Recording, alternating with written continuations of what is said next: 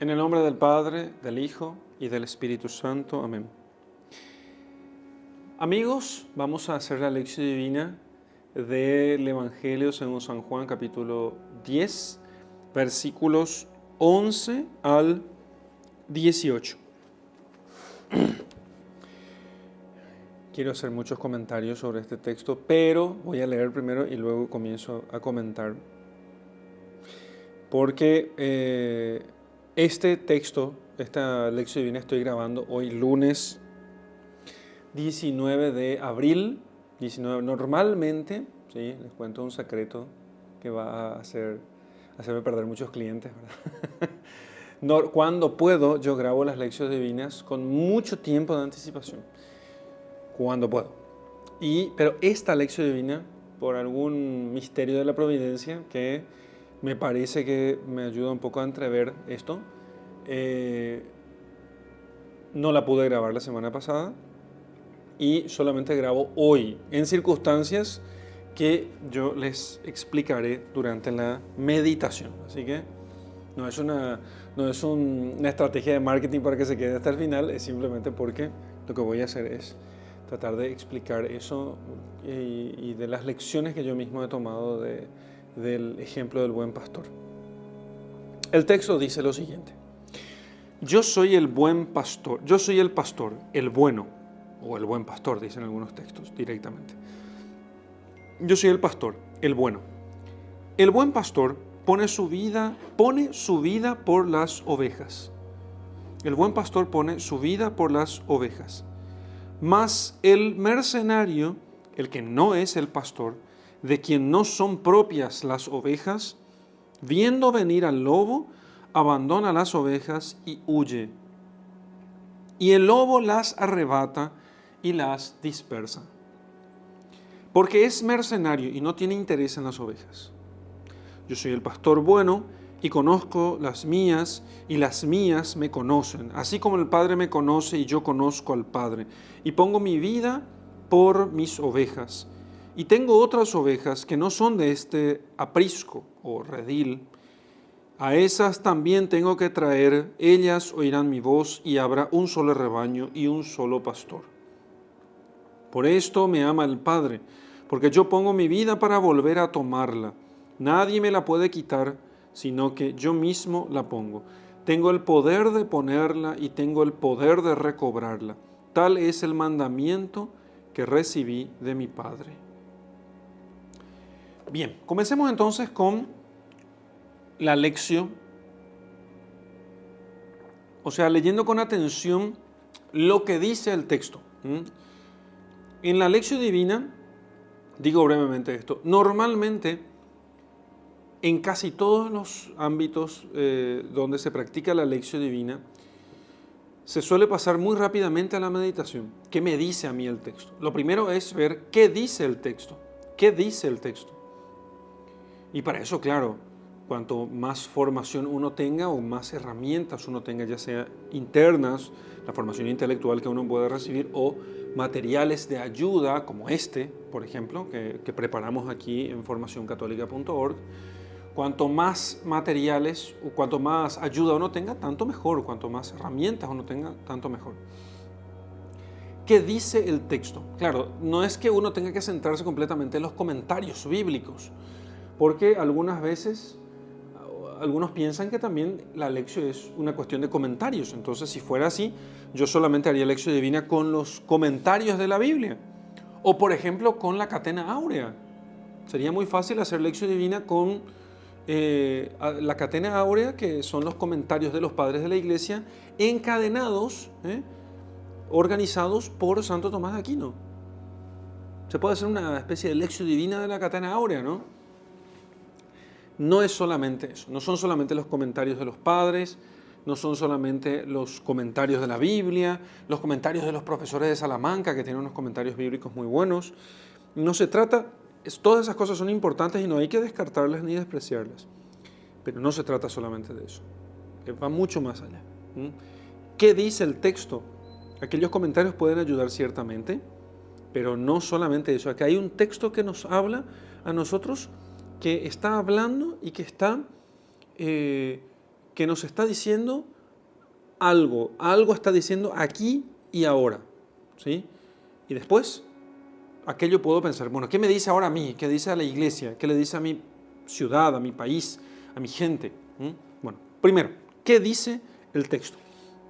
Yo soy el buen pastor, yo soy el pastor, el bueno. Pasamos allí.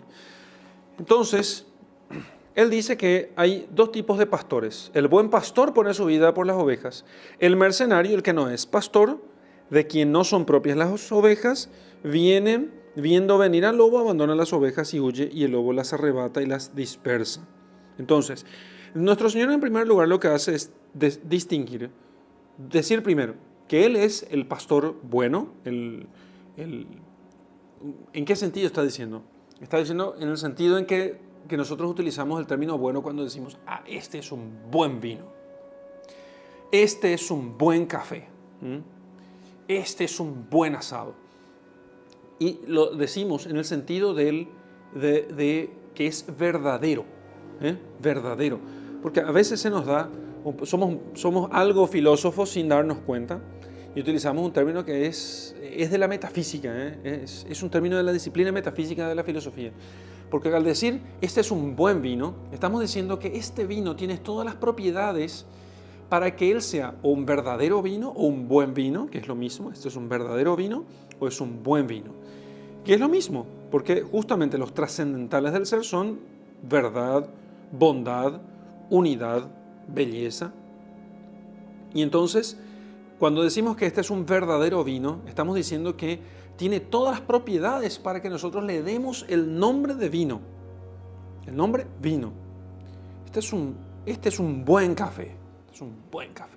Este no es un buen café.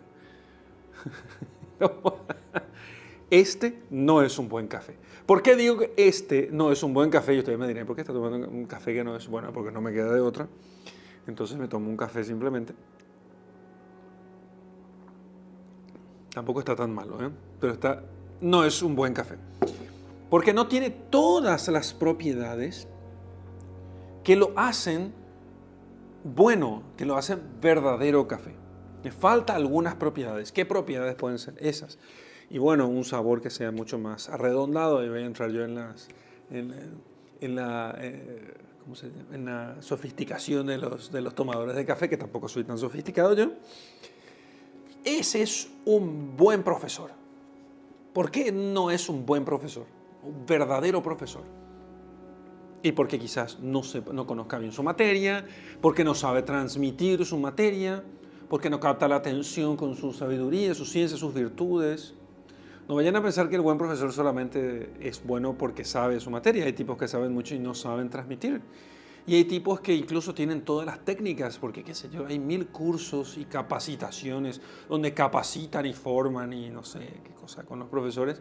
Pero ¿por qué los profesores siguen siendo tan malos después de todo? Les voy a decir una cosa, porque hay un detalle que les falta virtudes. Pero eso es un tema para otro video. Entonces, aunque hagan todas las capacitaciones que hay por ahí, si les falta virtudes, ellos no sabrán transmitir eso. Algunos le llaman carisma. No, se llama ejercicio de virtudes. Eso es el punto fundamental.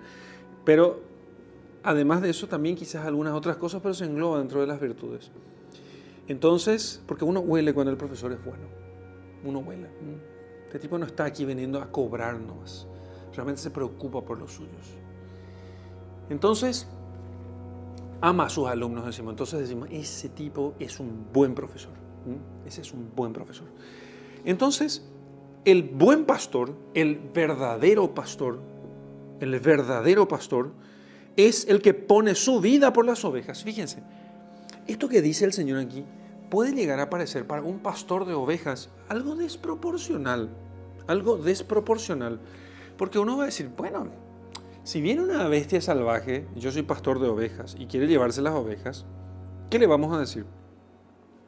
Sí, que se lleve todas, ¿no? ¿Qué problema hay, no? ¿Qué problema hay? ¿Diríamos eso sí o no? Depende. Diríamos eso, pero depende.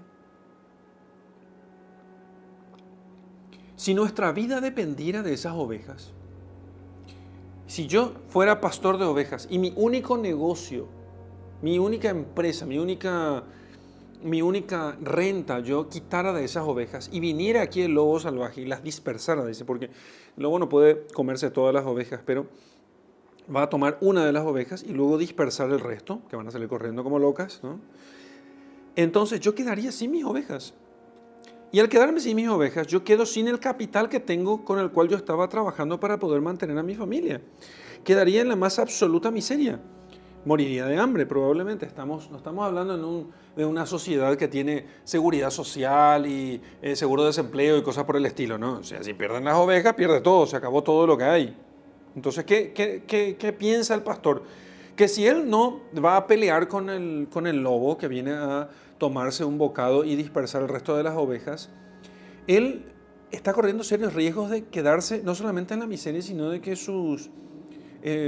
los suyos, su familia, quede en la indigencia. Que quede en la indigencia. Está defendiendo su propiedad privada el pastor verdadero, el que tiene que defender lo suyo, defender su propiedad. ¿Sí? Uno podría decir, bueno, ¿por qué no? ¿Qué es lo más importante? ¿El dinero o la vida? Pensemos un poquito en esto. ¿El dinero o la vida? Porque fíjense que uno podría decir, no, ¿cómo que el pastor bueno da la vida por sus ovejas? Estamos hablando del ámbito pastoril, ¿eh? No estamos todavía pasando de esta analogía al sentido espiritual y místico, ¿eh? No nos apuremos. ¿Por qué un buen pastor de ovejas de lana, las de carne, las ovejas que balan? No sé si sabían, a ver qué tal están. Si un perro ladra, la oveja bala. La oveja bala. Acá el productor dice, se enteró ahora. La oveja bala. No. Entonces, ¿qué diría la esposa del tipo si viene él todo reventado, desangrado y semi-muerto? ¿Por qué no le dejaste nomás que se lleve todo? Que se lleve las ovejas. Yo no quiero perderte a vos. Eso es lo que diría hoy, ¿cierto? Eso es lo que diría hoy. Eso es lo que diría hoy. Pero en el ambiente pastoril de la época y con los valores que tienen en la época, la esposa no le va a decir eso. Le va a decir, espera un ratito, te perdiste todas las ovejas y nos quedamos en la miseria. ¿En serio? Pero andá y buscá las ovejas porque nos quedamos aquí o sea, entre que te quedes aquí, que va a decir, no, mi amor, sabes que entonces nos quedamos nomás nosotros juntitos todos y aunque vivamos juntos y que vivamos juntos aunque sea bajo el puente, ¿no? No. Estamos hablando de una época donde los jóvenes van a la guerra sin chistar para defender a su patria. Estamos hablando de una época donde los hombres pelean con otros por defender su honor. Estamos hablando de una época en la que los bienes, y no lo hacen ellos por bienes materiales, está hablando por la honra que significa para él defender aquello que es la fuente del sustento de su familia. La fuente del sustento de su familia. Entonces, el verdadero pastor es aquel que defiende, ¿sí? Dice el Señor aquí, el verdadero pastor es el que pone la vida por sus ovejas. El que pone la vida por sus ovejas. Y no es por sus ovejas solamente el pastor de las ovejas que balan, porque lo que está haciendo él es defender muchas otras cosas. Defiende a su familia, defiende a su patria, él tiene que defender aquella propiedad de los peligros que acechan a esas ovejas. De los peligros que acechan a esas ovejas. Y él pone entonces su vida. Me estoy deteniendo mucho en esta cuestión porque necesitamos siempre volver a ejercitar esto. A veces me pasa que en las lecciones yo apuro un poco la cuestión porque yo ya hice todo este proceso y este trabajo, pero entonces, y aquello le pertenece al pastor. Esa es otra característica, le pertenece, es suyo. Si vos no sos capaz de defender lo tuyo, entonces no sos capaz de defender nada. Sos un mercenario. ¿Qué es el mercenario? El mercenario no tiene nada propio. Hasta hoy existen mercenarios de guerra, entonces, que son tipos de otros países a los que se les paga y entonces vienen a un país, ¿cierto? Y pelean su guerra y todo, pero no es por su país. Ellos no están peleando por su país. están peleando por su dinero. Entonces, qué sé yo, he conocido paraguayos, ya gente anciana, que peleó, por ejemplo, en algunas guerras civiles en Centroamérica. Y por dinero, como mercenario. Jóvenes que eran reclutados en las universidades de Latinoamérica y iban a Centroamérica a pelear algunas guerras civiles. No, ellos no peleaban por aquel país, no les interesaba ese país, porque su país era otro. Ellos tenían que llegar, hacer lo que tenían que hacer, guardar su vida en lo posible y venir con el dinero y hacer su vida aquí con aquel dinero que recibían en recompensa por sus servicios. Pero no peleaban por el país propiamente, más allá de que aquellas peleas fueran justas o injustas. El mercenario entonces es eso, el mercenario se importa por su dinero, por el resultado pecuniario de aquello que él está haciendo. En cambio, el dueño de las ovejas no es que esté preocupado por el dinero en cuanto tal, sino que está preocupado él por el sustento de su familia, no por el dinero, porque uno puede decir, no, pero el pastor también va a ofrecer la lana y la carne de sus ovejas. Sí, es cierto, pero no es por el dinero de esas ovejas. Ese es el detalle que nosotros tenemos que distinguir, sino que aquí él tiene un objetivo, ¿sí? Y un objetivo que no es el dinero, sino que es el sustento de su familia. Con dinero, ustedes me dirán, ¿con dinero? Sí, con dinero en el caso del pastor, fíjense, el caso del pastor de las ovejas que balan, cierto, es con dinero, pero digamos que hay algo más espiritual aquí, que es el bien espiritual de su familia. ¿Qué es el bien espiritual? No me estoy refiriendo solamente a cuestiones de oración y espiritualidad. Me estoy refiriendo aquí también a las cuestiones de educación, de formación de ellos, de sustento material, de que no vivan en la indigencia. Y hasta ahí llega el ejemplo del buen pastor y del mercenario. Pero el Señor usa este modelo, este símbolo, para de ello trasladar a través de la analogía a lo que es Él. Lo que pasa es que cuando Él dice, yo soy el verdadero pastor, aquí las ovejas no son un producto con el cual va a sustentar a su familia, sino que las ovejas son propiamente la familia suya. Las ovejas son propiamente la familia. Por eso, a esto que parece una desproporción, ahí cobra sentido. Hasta cierto punto, el pastor de unas ovejas que balan, las ovejas de carne, da su vida por sus ovejas, pero no por sus ovejas, sino para aquellas personas a las cuales sirve gracias al sustento o a la renta que saca de sus ovejas. Entonces, en la medida de lo posible, el tipo lo que va a hacer es defender las ovejas con un bastón, con el cayado dirige, pero con el bastón, sí, con todos los instrumentos que él pueda tener, con las armas con las que él pueda contar. Entonces, él va a espantar a los lobos. En cambio, el mercenario no le preocupa, él cobra su salario y bueno, si aquello constituye un cierto peligro para él, entonces él sale corriendo, un cierto peligro, sale corriendo. ¿Por qué me voy a arriesgar? Aquí entramos nosotros en una cuestión aquí que es entre la posibilidad y la probabilidad, ¿entienden?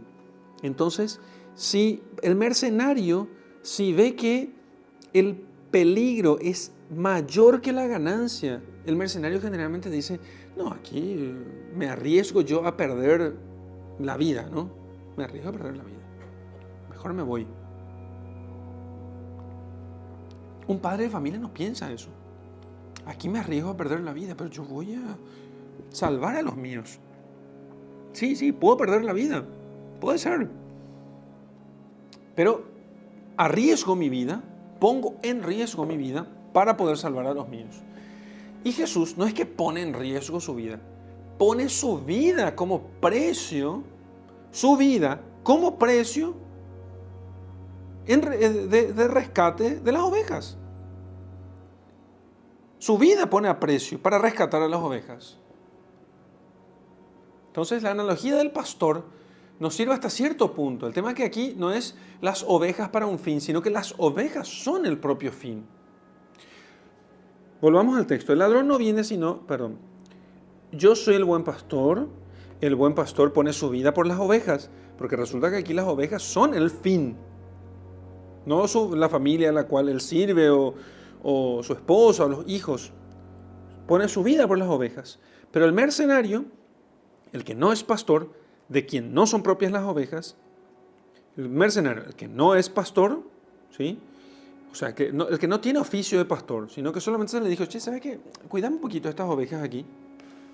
Entonces, el empleado, digamos así, el empleado ¿hay algún mal sentido? El término empleado, sí, el empleado, hay un buen sentido, por supuesto, el trabajador, el obrero, pero el empleado tiene un mal sentido. El empleado es aquel que realmente no tiene el oficio de hacer aquello que se le pide hacer, pero lo hace porque tiene que tener algún sustento.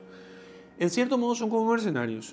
Yo a veces suelo criticar mucho cuando hago el análisis de la vida universitaria, de la educación universitaria, que hay profesores que no lo son por vocación, lo son porque son unos mercenarios y son unos estafadores. Se nota sobre todo en la poca dedicación que le dan a su oficio. ¿Y eso por qué? Porque no son verdaderamente profesores, son mercenarios que están vendiendo su tiempo haciendo algunas cositas allí. Profesor que descarga su PowerPoint sin ninguna modificación, mercenario. Modifiquen, aunque sea el color de fondo. Mercenario y telo, diríamos los paraguayos.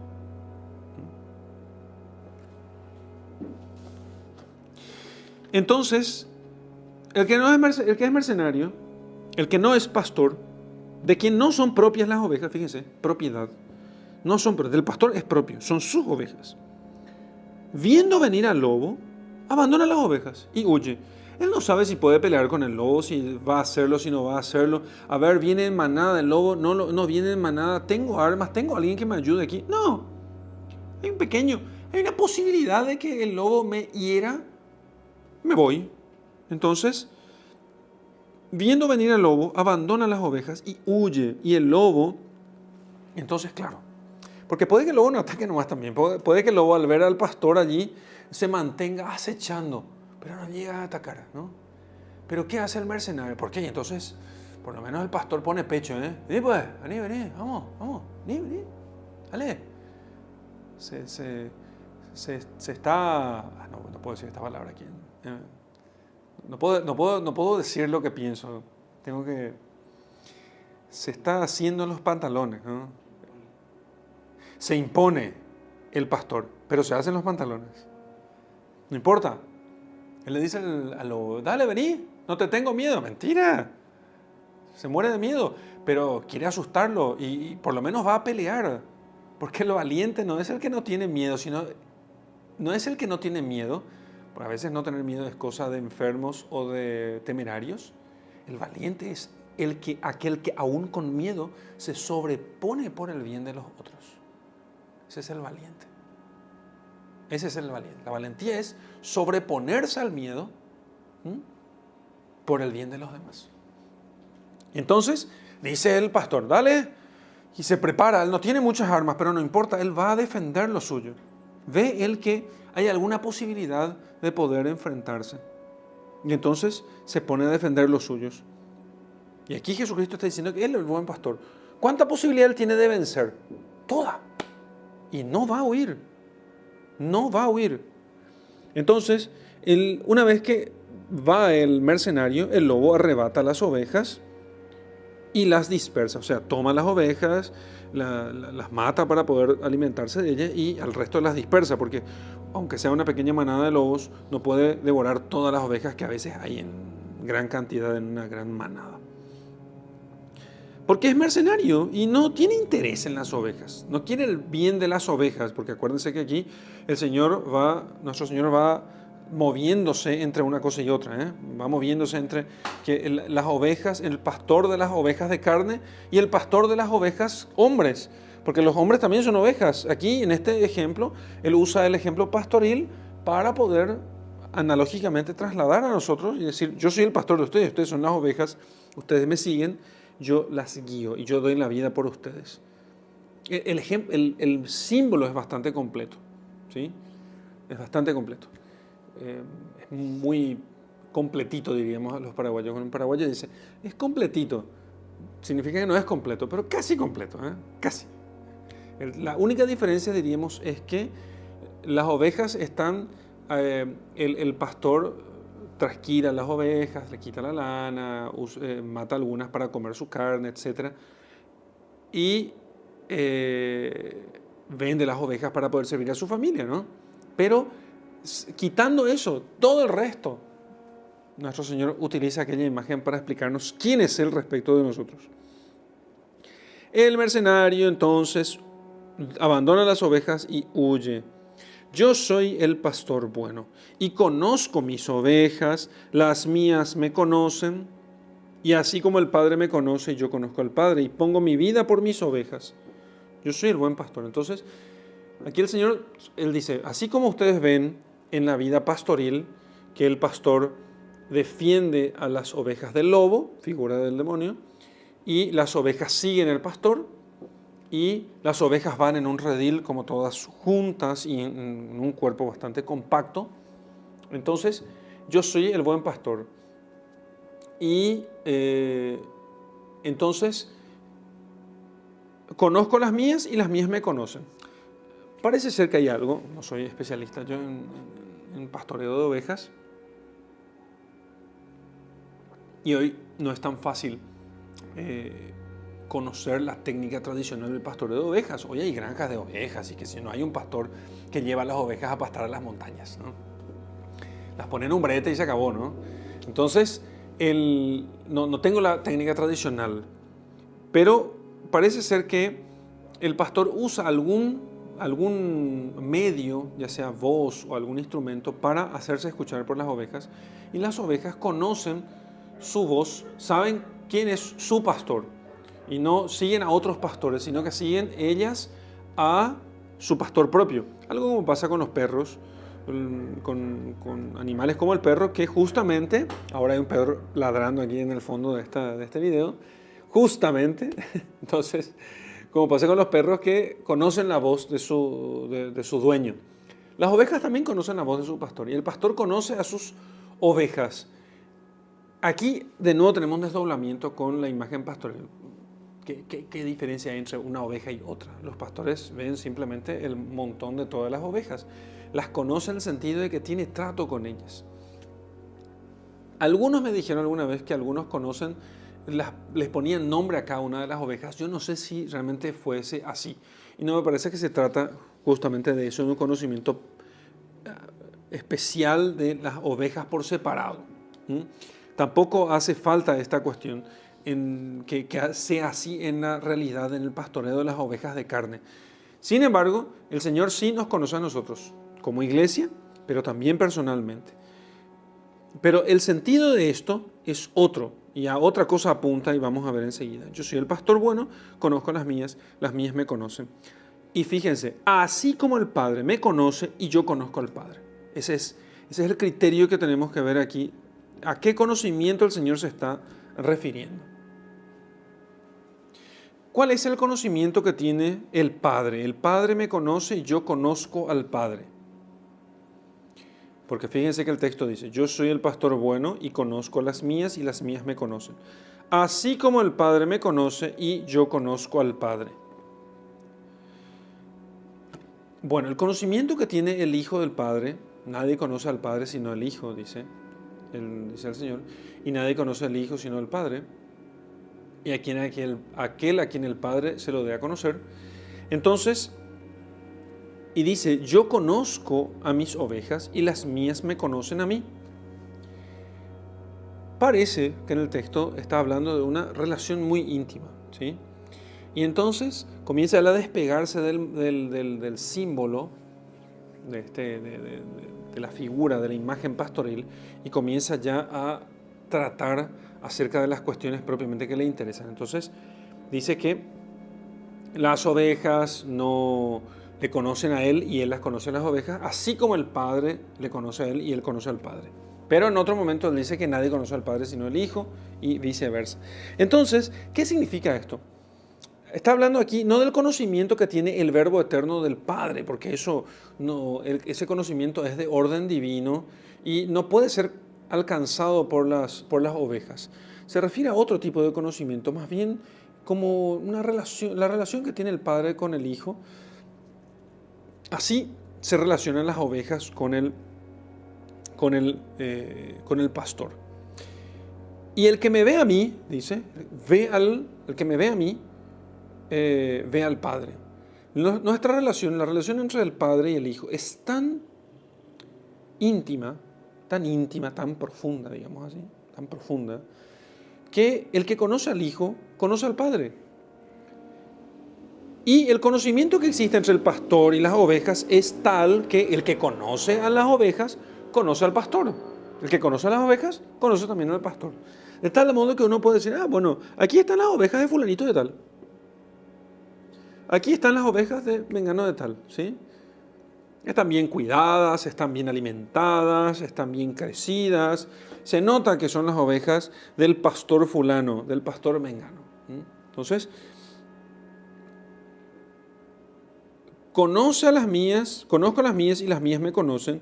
Y entonces, así como el Padre me conoce, yo conozco al Padre.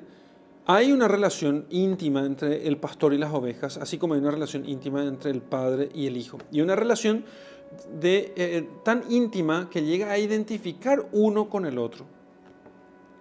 Hay una relación de identificación. Y además, no solamente hay un conocimiento mutuo, pastor-oveja, sino que además yo pongo mi vida por mis ovejas. Yo pongo mi vida por mis ovejas. No es que solamente arriesgo mi vida.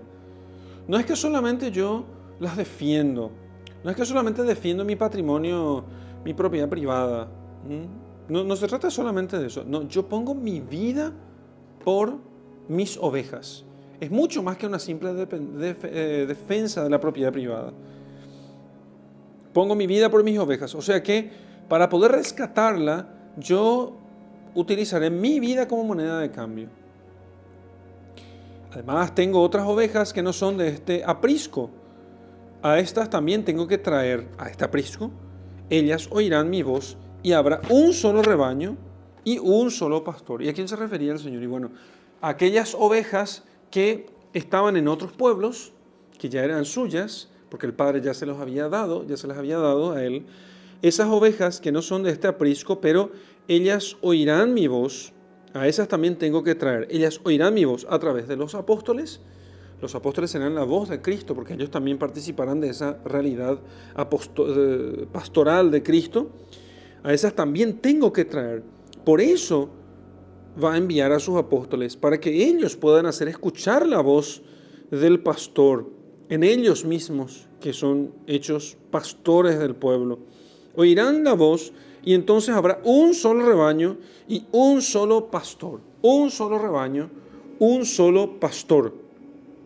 Fíjense que aquí esto ha sido siempre interpretado por la iglesia como hablando de la unidad de la iglesia. La unidad de la iglesia. No pudiendo haber realmente varias iglesias. Por muy buena voluntad que pueda haber, hay muchos esfuerzos ecuménicos en nuestro día y ciertamente hay un esfuerzo, yo supongo que sincero, de parte de mucha gente para tratar de que seamos un solo rebaño y un solo pastor. Hay que rezar por la unidad de los cristianos. Sin embargo, no, como aquí se trata de la verdad, no podría realmente haber unidad verdadera entre nosotros. Puede haber unidad en otro orden de cosas y ciertamente puede haber una relación muy fructuosa en cierto orden de cosas con otras iglesias, pero mientras creamos cosas diversísimas, y no estoy hablando solamente entre católicos y evangélicos o entre católicos y ortodoxos, estoy hablando, a veces lo que sucede, porque no es lo mismo la diversidad teológica que existe entre los evangélicos o protestantes en general y la diversidad teológica que existe en la iglesia, porque en la iglesia hay un credo fijo, hay un dogma fijo y después uno puede hacer discusiones, pero no fuera del dogma, sino fuera de toda deducción que permita el dogma. O sea, acá tengo el dogma definido por la iglesia y luego tengo las deducciones. Y no es que inmediatamente donde termina el dogma ya tengo libertad de creer lo que yo quiera. No, yo no puedo creer nada que deduciendo del dogma se contradiga al dogma. ¿Entienden? Entonces, no puedo creer cualquier cosa. En cambio, en las iglesias protestantes, las cosas pueden llegar a ser contradictorias entre ellas. Y mientras siga todo este orden de cosas así, caótico, no puede haber un solo rebaño.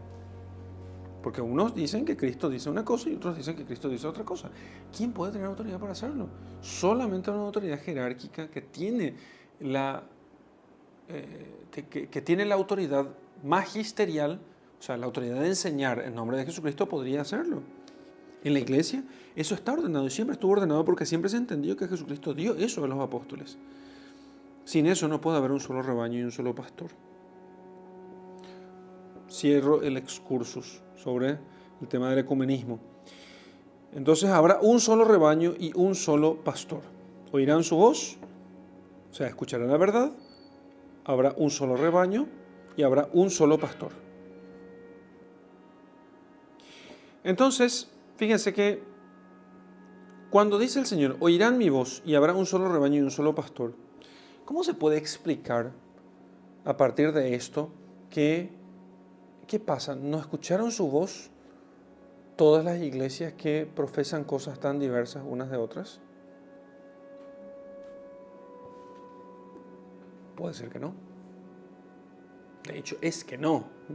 Entonces las iglesias o sea, los cristianos que no escucharon la voz del pastor, que les enseñó la verdad, estamos hablando en términos doctrinales, no en términos de gobierno y compañía, sino en términos doctrinales. Entonces el cristiano que no escuchó la voz de su pastor, porque aquí el pastor el pastoreo en la iglesia se trata fundamentalmente de la conducción de las almas hacia la verdad. Y una verdad que no es simplemente doctrinal, sino que también es sacramental. Entonces, la fe cristiana, ustedes no se van a hacer súper cristianos si solamente se pasan viendo todos los videos y escuchando todos los audios de formacioncatólica.org. No se van a hacer cristianos con eso. Además, tienen que recibir los sacramentos. Pero escuchando todos los cursos de formacioncatólica.org y recibiendo los sacramentos, con eso tampoco se salvan. Además, tienen que cumplir los mandamientos.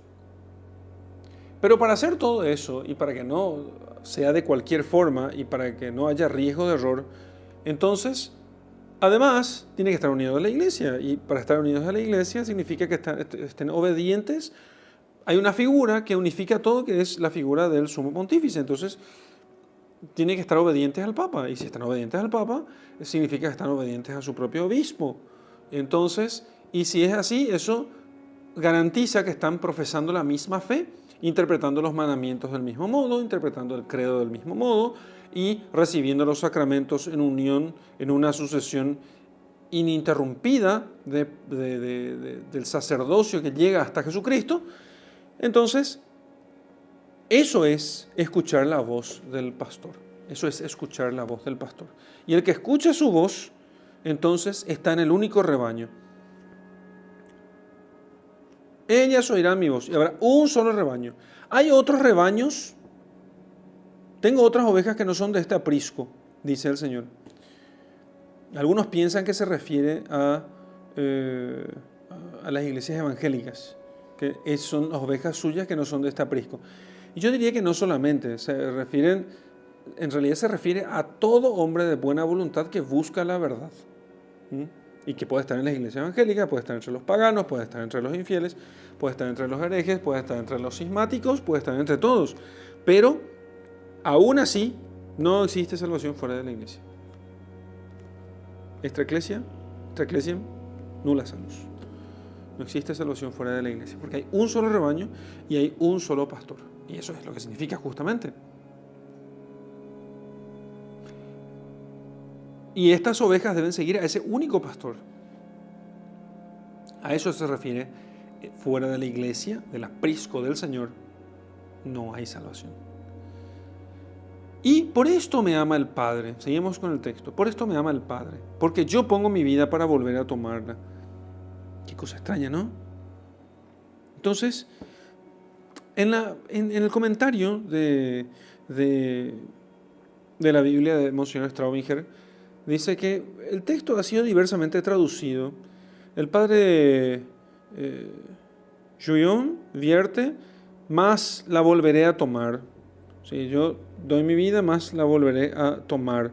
Lo que aclara el sentido y coincide con la nota de Filión, que según la cual es la generosa inmolación del buen pastor por sus ovejas lo que no lo hace extraordinariamente, lo que lo hace extraordinariamente caro a su Padre.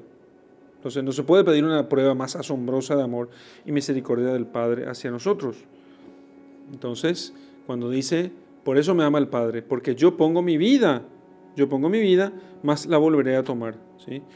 Entonces, ¿podría yo no perder mi vida? ¿Podría yo no, ciertamente la volveré a tomar porque la vida está en mis manos, porque ciertamente Él es Dios, es la segunda persona de la Santísima Trinidad, Dios de Dios, luz de luz. Sin embargo, el Padre le ama a Él porque Él es extraordinariamente generoso y porque Él va a poner su vida por las ovejas.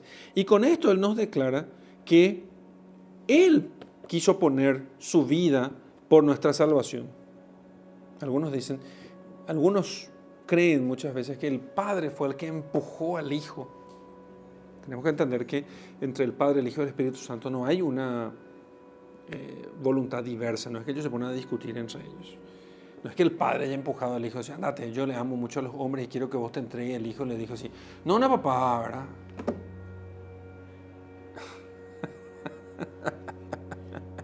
Algunos piensan esas cosas.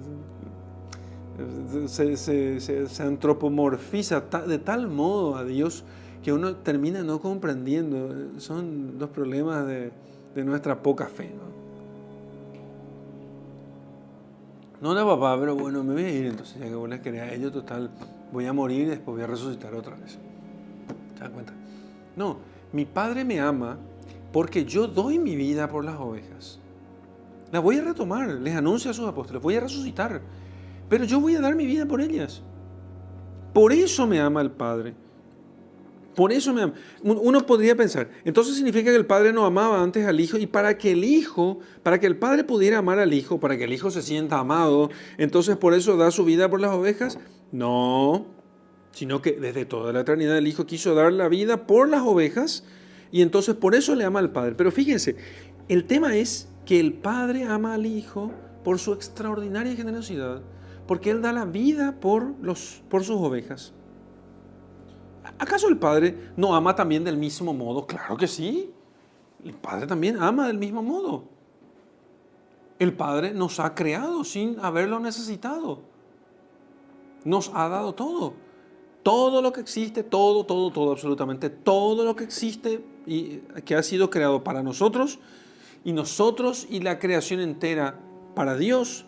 Sin embargo, todo nos ha dado a nosotros porque nos ama, y entonces digamos que es recíproco el amor. El Padre ama al Hijo porque el Hijo se da por los hombres, pero lo amó siempre, y ese amor del Padre al Hijo es justamente no solamente lo que causa el amor de la entrega del Hijo, sino que es en cierto modo es como si fuese un círculo.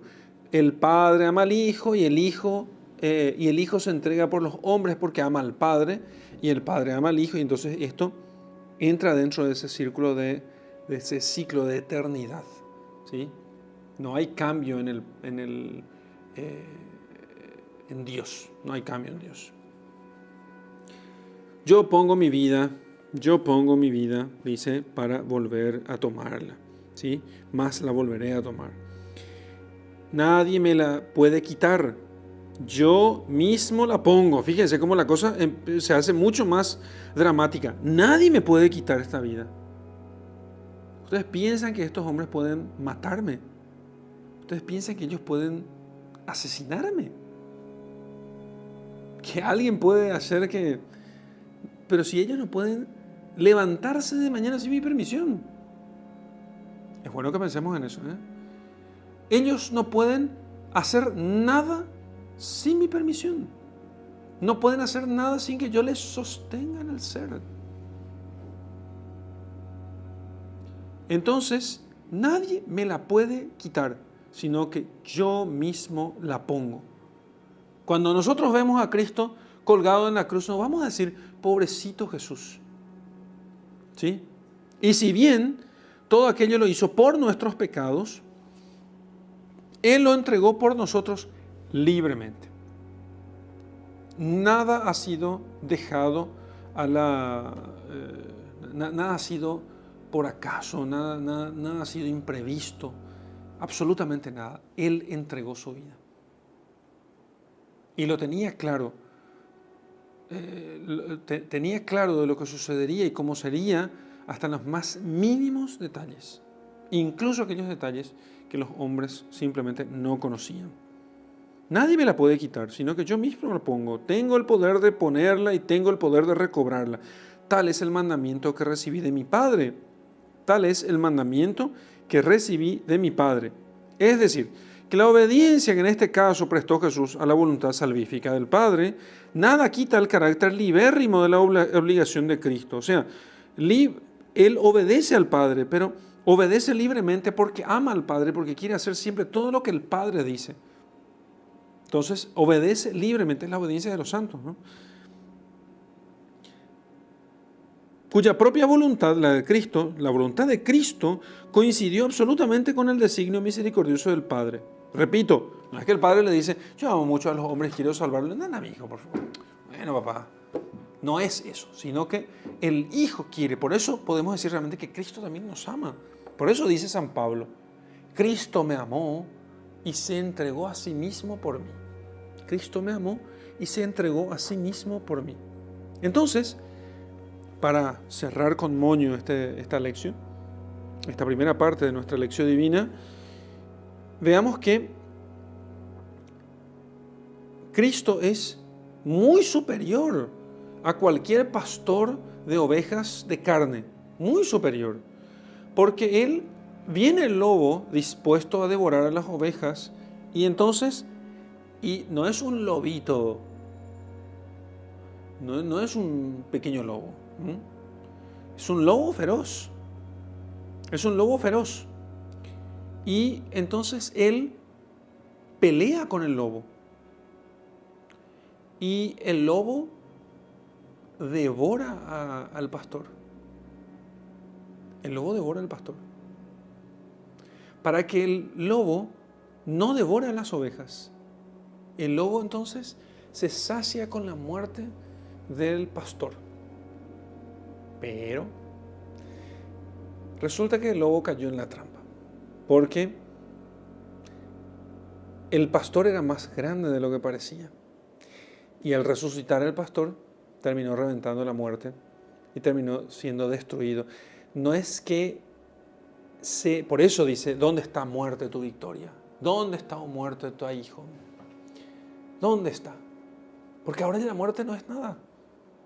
La muerte ya no es el fin, ya la muerte no es fracaso. La muerte, al contrario, puede ser victoria para aquellos que han muerto con Cristo y resucitado con Él.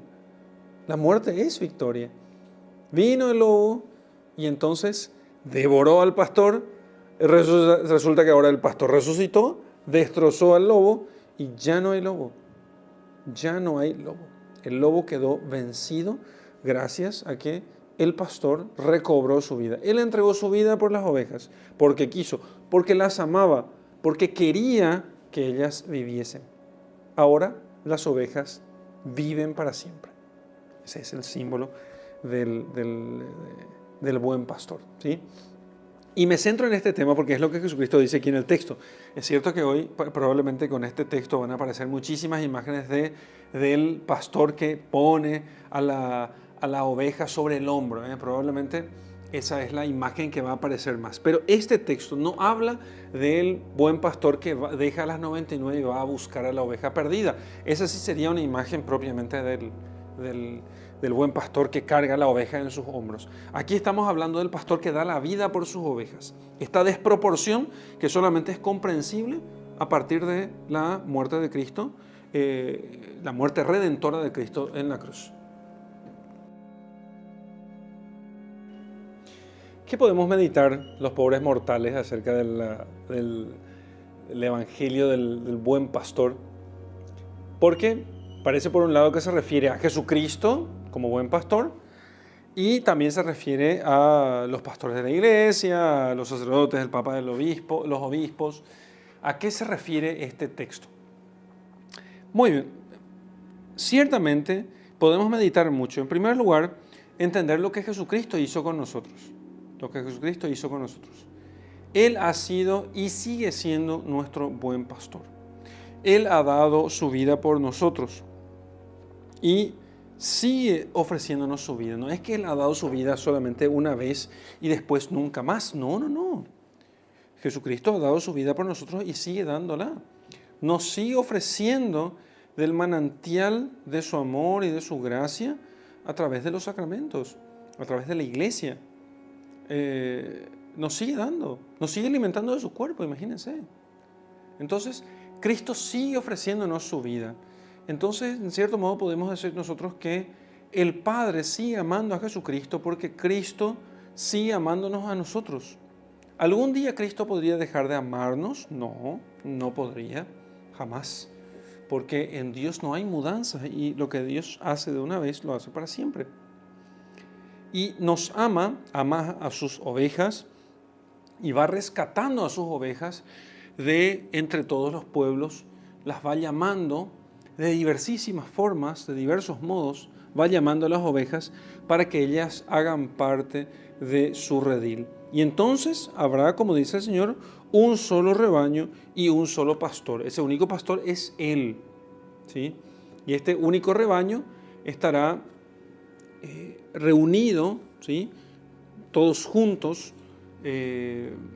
identificados siempre con Él, identificados con Él. Recuerden que Él dice que así como el Padre lo conoce a Él y Él conoce al Padre, así también las ovejas lo conocen y Él conoce a las ovejas. Y entonces podemos estar nosotros vivir muy agradecidos con Jesucristo por eso.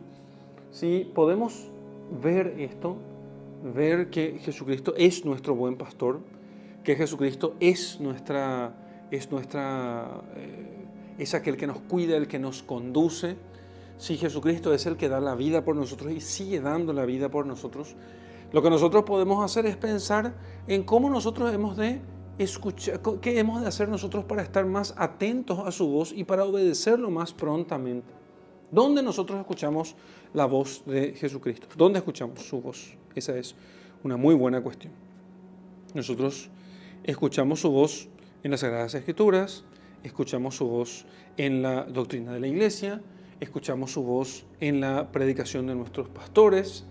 Siempre que esta predicación, ciertamente en estos tiempos uno tiene que hacer esa salvedad, digamos así, de que no es todo lo que dice el cura porque lo dice, que es predicación de nuestro Señor Jesucristo, sino que tampoco uno puede vivir haciendo una especie de juicio, a ver si el Padre está enseñando allí lo que enseña Jesucristo.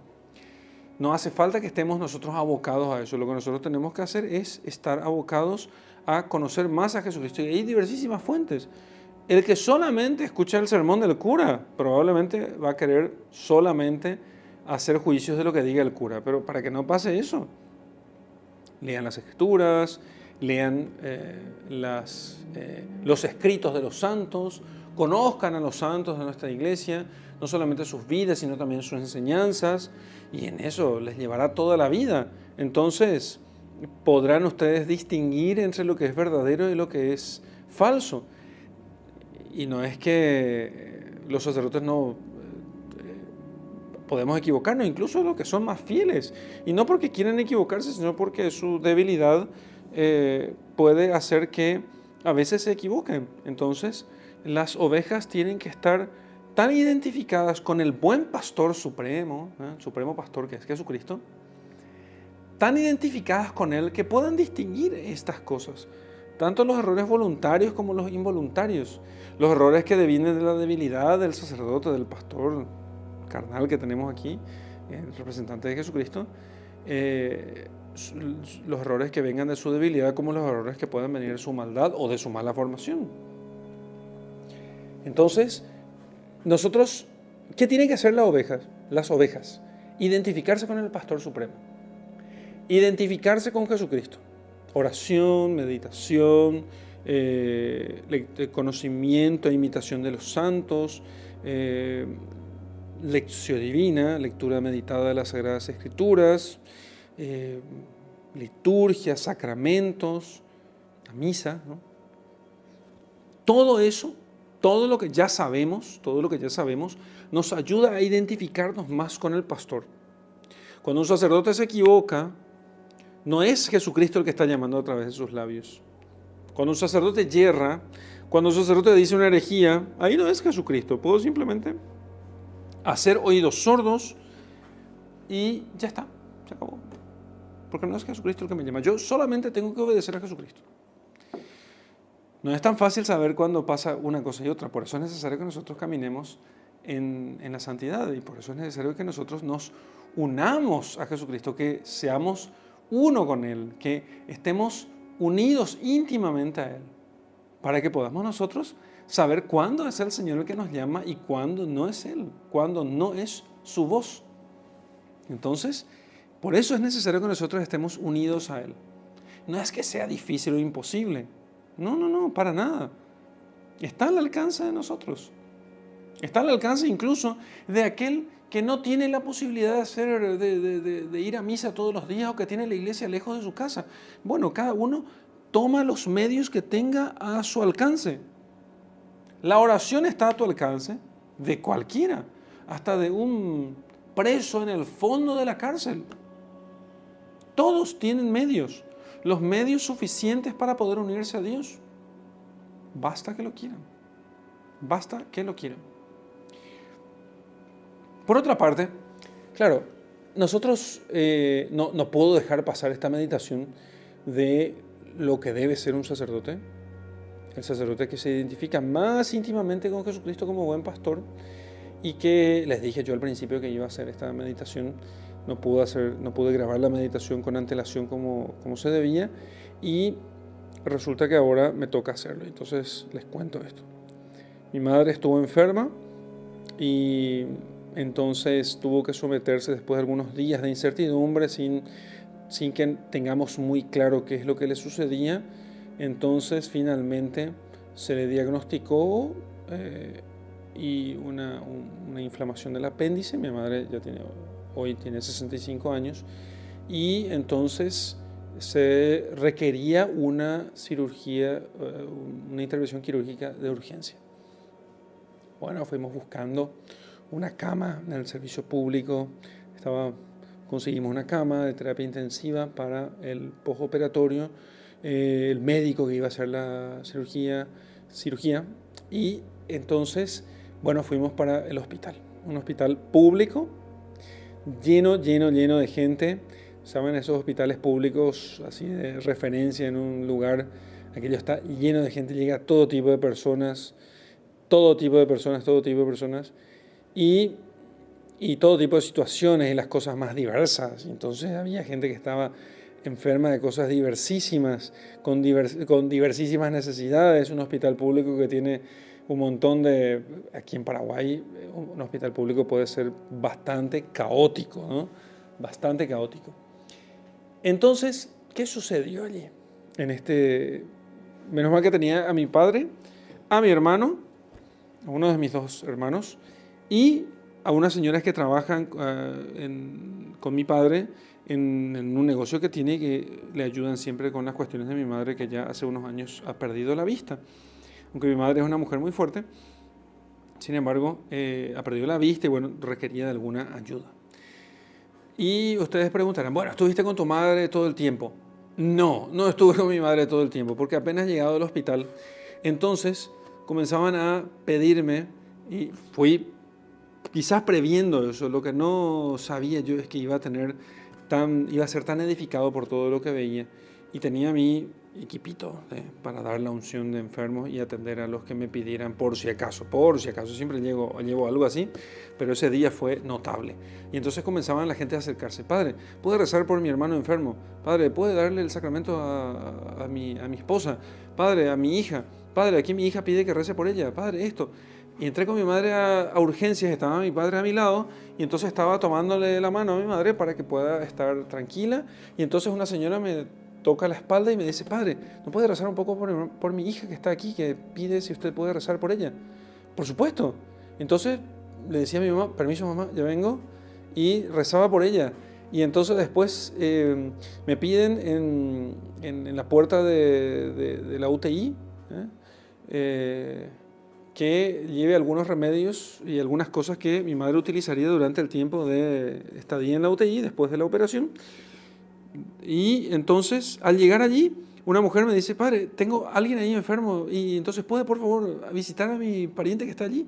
Sí, por supuesto. Y después se acerca a otra persona, y yo tenía una lista de varias personas que me pedían. Y entonces, claro, yo estaba, o sea, podía decir esto: espera un ratito, ¿verdad? Espera un ratito. Yo he venido aquí para tener a mi madre que está allá, y necesito concentrarme en ese tema, porque había que comprar remedios, porque había que atenderle, porque había que ver si tenía algún dolor, porque había que estar atentos a ver si de repente empeoraba el cuadro, porque era una situación de urgencia. Y entonces en eso llega otro amigo, que voy a nombrar aquí, que es Freddy González, con el cual trabajé mucho tiempo en la pastoral de juventud en mi diócesis.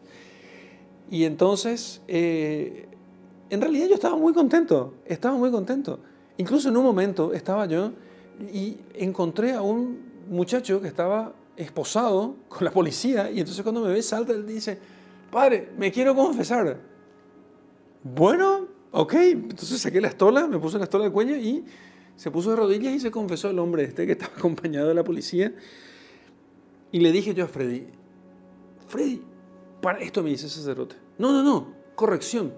Para esto Cristo murió. Cristo murió en la cruz para hacer el consuelo de aquellos que buscan consuelo, para hacerse encontrar por los que lo buscan, para ir al encuentro también de la oveja perdida, ¿no? Y para ser buen pastor que da su vida por las ovejas. De hecho, si puedo dar los sacramentos, si puedo ungir a los enfermos y que sean perdonados sus pecados, no es por una obra de mi generosidad personal, sino porque Cristo murió en la cruz, y Él, con esa muerte en la cruz, ganó tales méritos y alcanzó tal obra, que eso es lo que hace posible que yo, con un poco de óleo y mi persona llena de defectos y de pecados, pueda yo ungir a una persona en su estado de agonía y perdonar sus pecados. Si esta persona está arrepentida, si busca a Dios. Un anciano en la UTI, porque sus parientes no me pidieron por él, y mientras daba yo la unción a los que estaban allí, varios de ellos que estaban en coma o estaban agonizando, y entonces le llama a la enfermera y le dice: yo también quiero. Y entonces me llama y me dice, y me llama el anciano que estaba allí en las camas de la UTI, y entonces me pide la bendición, y le dije, no recuerdo su nombre ahora porque eran varios y porque tengo muy mala memoria, y le dije: don fulano, ¿estás arrepentido? Porque no me permitían acercarme tanto solo para dar la unción. ¿Estás arrepentido de tus pecados? Estoy muy arrepentido, me dice. Y entonces le di la absolución, le di la unción de enfermos, y se santiguó él porque estaba consciente. Y dije, y bueno, no se trata tanto de qué habrá hecho él para merecer aquello de parte de Dios, sino lo que hizo Cristo, buen pastor que da su vida por las ovejas, para que él tenga esa oportunidad de poder recibir el toque de Dios en el sacramento de la unción. Y dije yo, bueno, si un día no tuviera nada que hacer,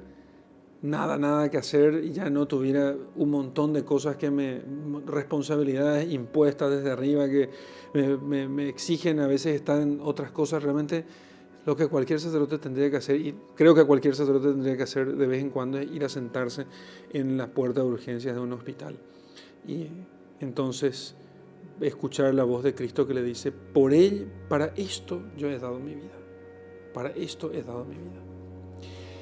Entonces, y agradezco mucho que justamente me haya sucedido eso justo antes de grabar esta lección divina. Y agradezco mucho a Dios de poder reavivar siempre en mí la decisión de ofrecer mi vida por Él. Pero claro, ¿qué es mi ofrecimiento de vida? Es muy poca cosa. Es muy, muy, muy poca cosa. La meditación de Cristo, buen pastor, del texto del buen pastor, es justamente para que recordemos esto. Cristo murió para poder darnos la vida. Cristo dio su vida por nosotros para que nosotros tengamos esos sacramentos. Esos sacramentos no son gestos externos vacíos. Metámonos eso en la cabeza. No son rituales vacíos. Su efectividad está arraigada en la cruz de nuestro Señor Jesucristo, en este buen pastor que da su vida por las ovejas. Por eso es efectivo el sacramento. Por eso el sacramento puede perdonar los pecados. ¿Quién puede perdonar los pecados si no solo Dios? Decían con razón los fariseos. Sí, solo Dios puede perdonar. Solo un Dios que da su vida por las ovejas puede perdonar pecados. Ese es el misterio de Cristo, buen pastor, que muere para dar vida a sus ovejas. Por eso, no pensemos que nosotros estamos solos, ni abandonados. ¿Cómo es posible? Pensemos semejante cosa. No estamos solos ni abandonados. Cristo nos ama. Y fíjense que los sacramentos muchas veces se dan a personas indignas. ¿Cuánto nos ama Dios? Para dar oportunidad a todos. Había gente entre las que pedían oraciones y el sacramento de la unción que quizá muy pocas veces hayan ido a la iglesia. No son las personas que vienen todos los días a misa, no son ellas. Pero no es que Cristo las ame más o menos a unos o a otros, no se trata de eso, sino que ama a Cristo muchísimo a unos y ama a Cristo mucho a otros. Y ciertamente, aunque no se trata aquí de entrar en esa distinción verdadera entre qué produce el amor de Dios en cada persona, el tema es que Cristo ha muerto por la salvación de todos, para que nadie piense que Dios no le ha tendido, no una mano, le ha tendido a su Hijo. Le ha tendido, no una manito para ver si quieres, no, ha lanzado a su Hijo para que su Hijo vaya en esa búsqueda apasionada por las almas, en busca de ellas, a poder atraerlas de nuevo al único redil bajo un solo pastor. Vamos a rezar entonces inspirados por este texto, vamos a hacer oración inspirados por este texto que acabamos de meditar. En el nombre del Padre, del Hijo y del Espíritu Santo. Amén.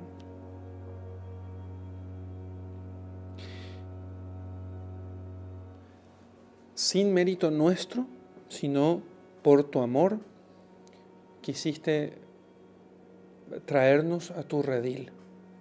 ¿Qué somos nosotros sino pobres ovejas descarriadas, pobres ovejas malas, tontas ovejas muchas veces, que nos apartamos de tus caminos y no te seguimos a donde quiera que vayas, y no seguimos tu voz, y que a veces por nuestros pecados, oyendo nuestras pasiones, desoímos tu dulce voz, tus dulces silbidos que llaman nuestra alma a poder seguirte y poder entrar a tu aprisco y dejarnos llevar por tu vara que nos lleva a pastar en verdes praderas y beber aguas frescas, Señor. Y sin embargo, tantas veces nos vamos alejando de tu rebaño y poniéndonos en peligro. Allí está el demonio procurando devorarnos, quitarnos la vida. Sin embargo, cerca de ti, allí no llega el demonio, y aunque ronda como león rugiente buscando a quien devorar, cerca de ti ya no podría él vencernos, no podría quitarnos ni la fe, no podría quitarnos a nosotros la esperanza, no podría quitarnos tampoco la caridad. Pero aún así muchas veces insistimos en estar lejos de ti. Por eso, Señor, te pido perdón por ese alejamiento culpable de tus apriscos, por ese alejamiento culpable de tu rebaño, por apartarme tanto que a veces ya no llego a escuchar tus dulces silbidos. Y por eso te pido perdón, Señor, y te ruego que con tu vara me corrijas. Sí, Señor, que me corrijas con tu vara y que me acerques con tu callado. Que alimentes en mí un deseo cada vez mayor de conocerte a ti y de dejarme conocer por ti. De tal modo que pueda realmente identificarme contigo y que en mí, Señor, en mí brille y se vea tu marca, Señor. De tal modo que cuando me vean, ya no me vean a mí, sino que te vean a ti. Gloria al Padre, y al Hijo, y al Espíritu Santo, como era en el principio, ahora y siempre, y por los siglos de los siglos. Amén.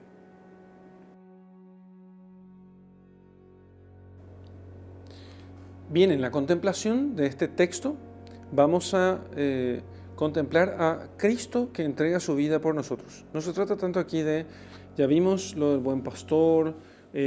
No quiero que la contemplación de este texto sea a Cristo que pone la ovejita sobre el hombro.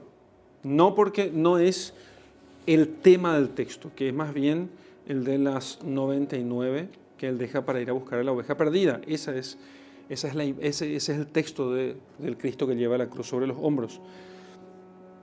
El tema de este es el Cristo que pelea con el lobo para poder salvar a sus ovejas, ¿sí? Entonces vamos a ver a un Cristo viril, valiente, un Cristo peleador, a un Cristo incluso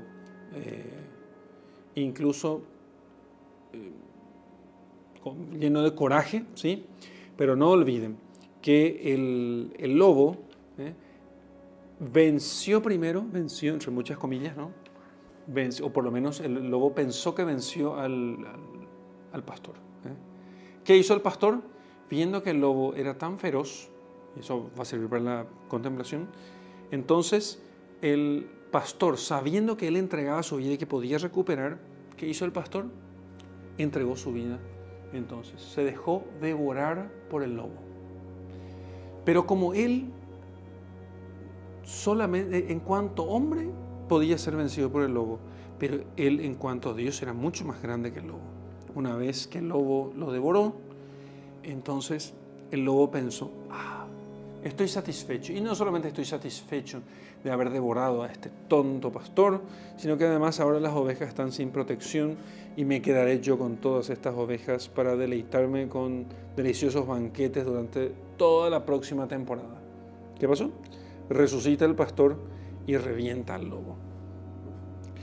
Entonces el lobo es vencido, porque digamos así que el pastor le hizo papita al lobo. Aquel que ahora viva unido al pastor ya no será vencido por el lobo. Solamente el que viva unido al pastor ya no será vencido por el lobo. Entonces se trata de que nosotros podamos ver que en qué medida estamos unidos al pastor. Al pastor ya no lo puede vencer el lobo. Y a nosotros se nos da, por medio de la gracia, por medio de la fe, se nos da a nosotros la posibilidad de estar unidos al pastor. Si el lobo nos vence es porque estamos lejos de él y porque nos hemos acostumbrado a estar lejos de él. Ahora se trata de estar cerca de él. Esa imagen es la que nosotros vamos a meditar a partir de ahora. Y te dejo con mi bendición. En el nombre del Padre, del Hijo y del Espíritu Santo. Amén.